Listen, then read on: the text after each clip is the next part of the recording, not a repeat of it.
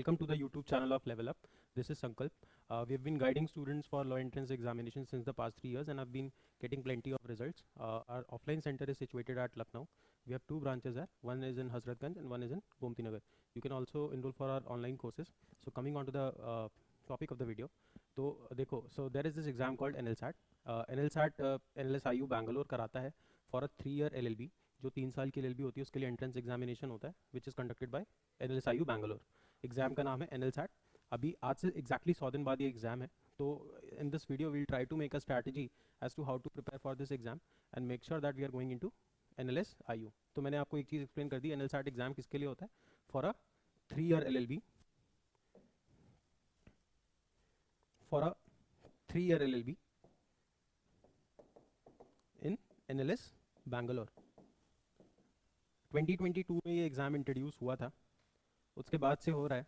तो let's see the strategy as to how to prepare within the next 100 days and make sure that we are landing into NLS Bangalore.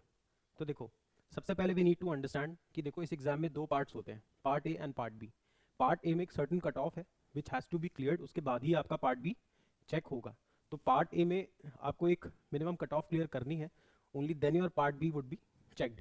Part A is an objective type examination जिसमें multiple choice questions आते हैं, while part B is a subjective type of paper. तो देखो, part A will consist of MCQs. Part A will consist of MCQs. तो इसमें MCQs पूछेगा. इसके बाद में एक चीज़ और ध्यान देते हैं, ये मैक्सिमम 75 मार्क्स का होगा. इस बारी NLSAT ने सिलेबस बिल्कुल भी डिफाइन नहीं किया. तो हम अपनी प्रिपरेशन कैसे स्ट्रीमलाइन करेंगे? We'll check on the previous year questions. उसमें जो पैटर्न पे क्वेश्चंस पूछता आ रहा है, क्योंकि जो इससे पहले जब एग्जाम की नोटिफिकेशन आती थी तो सिलेबस बहुत ही क्लैरिफाइड होता था. तो हम अभी भी अपनी प्रिपरेशन उसी हिसाब से स्ट्रीमलाइन करेंगे. पार्ट ए होता है 75 मार्क्स का. It will consist questions relating to comprehension. जिन्होंने भी क्लैट की एग्जाम दी होगी आफ्टर देयर क्लास 12 उनको समझ में आ रहा होगा कि how this exam is different from CLAT, because CLAT में कुछ भी सब्जेक्टिव नहीं आता है. तो पार्ट ए ऑब्जेक्टिव है, 75 मार्क्स का है, जिसमें तुमसे कॉम्प्रीहेंशन पूछेगा. अगर कॉम्प्रीहेंशन पे पकड़ बनानी है तो you need to be good at reading. इसके लिए you can rely on newspapers. सभी बोलते हैं, बट देखो न्यूज़पेपर पढ़ने का बेस्ट तरीका ये है, आप किसी भी एक सोर्स के करंट अफेयर्स को फॉलो करो, whether you are following our channel या जहाँ भी पढ़ रहे हो वहाँ पे आप पढ़िए. उसके बाद उस थीम को समझने के बाद you go and read that article given in the newspaper. तो जब आप एक बार वो थीम समझ जाओगे कि let's say there is a question, there is a passage given on global warming. अब आप एक बार global warming as a concept समझ जाओगे तो जब वो पैसेज रीड करोगे it will be very easy for you. तो कोई नया वर्ड वहाँ समझना भी होगा तो आप वहाँ से उसको रिलेट करके समझ जाओगे. Like that's the best way to understand and read vocabulary and learn vocabulary. Theme समझिए, थीम समझने के बाद इंटरेस्ट आएगा, इंटरेस्ट आने के बाद उन चीज़ों को वहाँ से हम याद करते चलेंगे. करंट अफेयर्स के लिए follow any one good resource. आप जहाँ से भी आपको करंट अफेयर्स समझ में आता है आप वहाँ से फॉलो करो. नहीं कोई गाइडेंस है तो on a weekly basis we release our free videos on YouTube. तो वहाँ से आप करंट अफेयर्स फॉलो कर सकते हो और देखिए वहाँ से टॉपिक लिस्ट को मैच करिए कि आप सही कर रहे हैं या नहीं कर रहे हैं. अगर आपके करंट अफेयर्स के टॉपिक वहाँ से मैच होते हैं तो जहाँ से भी कर रहे हैं वहाँ से करते चलो, और नहीं तो you can rely on level up also. तीसरा पोर्शन आपसे क्रिटिकल रीजनिंग का पूछता है. क्रिटिकल रीजनिंग में स्टेटमेंट, अजम्पशन, इन्फरेंस ऐसे क्वेश्चंस पूछे जाते हैं. For this you can rely on this book by RS Agarwal. तो इस चीज़ को यहाँ से फॉलो कर सकते हो. अभी इस चीज़ में एक चीज़ नोट करने की है कि इस एग्जाम को अगर आप क्वेश्चन इन 75 क्वेश्चंस में आप कोई क्वेश्चन छोड़ोगे तो there is a negative marking of 0.25. यहाँ पे इस चीज़ को नोट करो, सिर्फ क्वेश्चन छोड़ने पे भी 0.25 का नेगेटिव मार्किंग है. तो it is better to attempt all the questions. छोड़ने पे भी अगर 0.25 जा रहा है तो you should go for a guess. ठीक है, देखो लिखा है यहाँ पे, please note 0.25 marks shall be deducted for each wrong answer and for each unanswered question also. तो अनआंसर्ड है या फिर रॉन्ग है, 0.25 आपका जाना है. तो better to solve all the questions. देखो, part A will constitute the first stage of the examination process. A rank list of candidates will be prepared based on the performance in part A of the NLSAT. Candidates will have to fulfil the following requirements in part A. मतलब क्या है, आपका part B तभी check होगा जब आप part A qualify कर रहे होगे. तो हो सकता है आप सब्जेक्ट पे बहुत फोकस करें पर उसका कोई मतलब नहीं रह जाएगा if you not qualifying part A. तो we have to focus on both part A and part B, because part B check ही तब होगा जब you are qualifying part A.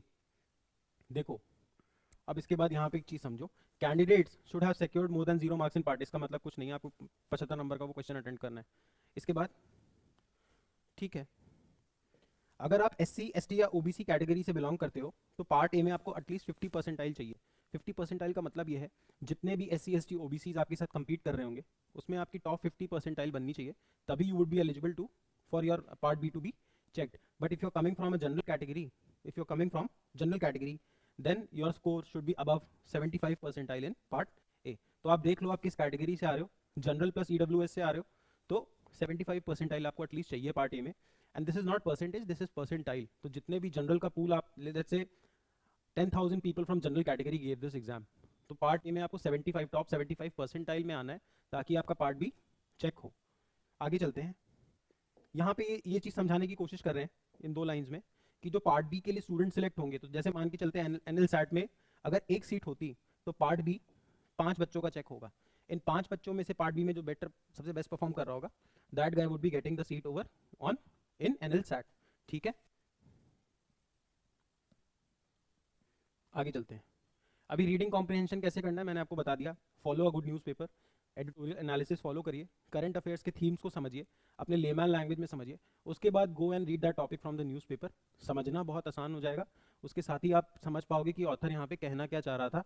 Figure of speech अगर क्वेश्चन पूछता है, कंक्लूजन पूछता है, इन्फरेंस पूछता है, एक बारी आपकी पैसेज पे क्लियरिटी हो जाएगी, एक बारी आपकी पैसेज पे क्लियरिटी हो जाएगी तो this would be very easy to solve. Vocabulary के लिए भी क्या करना है, वोकैबुलरी के लिए भी क्या करना है, द हिंदू फॉलो करना है और आप लेवल अप के लेक्चर्स भी देख सकते हो। करंट अफेयर्स, देखो करंट अफेयर्स का role part A and part B दोनों में होगा। करंट अफेयर्स का role part A and part B दोनों में भी होगा, क्योंकि पार्ट बी में भी जो क्वेश्चंस आपसे पूछता है वो आपसे लीगल रीजनिंग के अराउंड क्वेश्चंस पूछता है, या फिर कोई लीगल या फिर कोई बड़ा कुछ करंट अफेयर्स में हो जाए, कोई इंसिडेंट हो जाए, कोई कॉप की मीटिंग हो जाए, let's say like conference of parties, तो ऐसा कुछ भी अगर कोई डेवलपमेंट हो रहा होता है करंट अफेयर्स में दैट इज ओनली आज इन पार्ट बी। तो पार्ट बी भी यहाँ से प्रिपेयर हो जाएगा, आपके ऐसे के टॉपिक्स भी प्रिपेयर हो जाएंगे if you have good command over current affairs. साथ ही साथ पार्ट ए में करंट अफेयर्स डायरेक्टली पूछता है तो it would be beneficial for both part A and part B.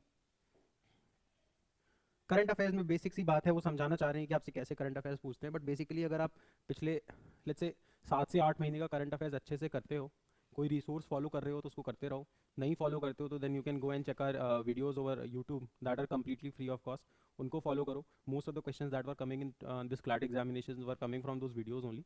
तो लगभग 20 से 22 घंटे का 3 पार्ट्स में मैराथन लेक्चर्स हैं, उनको आप फॉलो कर सकते हो। अगर कोई रिसोर्स फॉलो नहीं कर रहे हो, अगर कोई रिसोर्स अच्छा फॉलो कर रहे हो, समझ में आ रहा है तो stick to it, no need to switch your sources अभी 100 दिन के अंदर, अब वहाँ से फॉलो करो। लीगल एप्टीट्यूड में क्वेश्चंस कैसे पूछेगा, तो लीगल एप्टीट्यूड में देखो कैसे पार्ट बी में कैसे क्वेश्चंस पूछता है, they ask you subjective questions. So I will give you a classic example. So let's say there is a couple Simran and Rahul, both are husband and wife. So let's say Simran is pregnant and she has to be sent to the hospital within the next 30 minutes. 30 minute में सिमरन को कहाँ पहुँचना है, hospital. Rahul को सिमरन को hospital ले जाना है, बट अगर उसको 30 मिनट में हॉस्पिटल ले जाना है देन लेट्स से ऐसी सिचुएशन है wherein he has to violate the traffic rules. Traffic rules मतलब मोटर व्हीकल एक्ट ऑफ 1989। तो अभी ऐसे केसेस आपको बना के देगा, आपसे पूछेगा कि अगर Rahul let's say if he violates the traffic rules was he wrong और नॉट, क्योंकि देखो यहाँ पे ethically it is his duty to protect his wife and his families, but at the same time in protecting his wife and his family he has to violate certain traffic rules। तो ऐसे questions वो आपसे पूछेगा, इनकी framing करनी होगी answers की। In level up we have a course going on for this, in case you are willing to enroll for it you can give us a call on the number given below.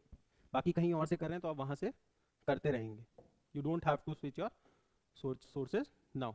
बाकी एक portion बचेगा critical reasoning का, तो critical reasoning में भी they are asking very simple things, arguments पूछते हैं, assumptions पूछते हैं, इन्फरेंस पूछते हैं, कंक्लूजन पूछते हैं, बेसिक कुछ ट्रिक्स होती हैं इन क्वेश्चंस को सॉल्व करने की। And more so it is more about practicing these questions. करना क्या है, प्रीवियस ईयर क्वेश्चंस उठाइए डिफरेंट लॉ एंट्रेंस एग्जामिनेशंस के, आप मैनेजमेंट एग्जाम्स के भी क्वेश्चंस उठा सकते हो, because NL SAT is a good exam, the level of questions that they are asking are good questions, average से थोड़े अच्छे होते हैं। तो ऐसे एग्जाम्स उठाइए, यहाँ से क्वेश्चंस को उठाइए, क्लैट के प्रीवियस ईयर के क्वेश्चंस उठाइए, उसमें देखिए कौन सी लीगल रीजनिंग लगाई गई है, उन सिचुएशंस को अपने सामने रखिए, उन सिचुएशंस पे कुछ जजमेंट राइटिंग जैसा करने की कोशिश करो कि अगर उस सिचुएशन में आप होते तो क्या जजमेंट देते या क्या जजमेंट लेना सही होगा। So nothing would be into black and white, the answers that you will be writing under part B would be in a grey area. आपको positive negative pros and cons सारे लेके चलना है, and you have to give a balanced answer. इसमें objectivity नहीं रखनी है कि ये सही है या ये गलत है, हमको दोनों साइड को बैलेंस करके एक अच्छा आर्ग्यूमेंट बनाना है। क्रिटिकल रीजनिंग मैंने आपको समझा दिया। सो that's all from my side. In case you are willing to enroll for the essay writing course, or let's say the answer writing course for part B, or also let's say if you want mocks for NLSAT, you can give us a call on the number given in the description, or it might be given on the video below. Thank you so much.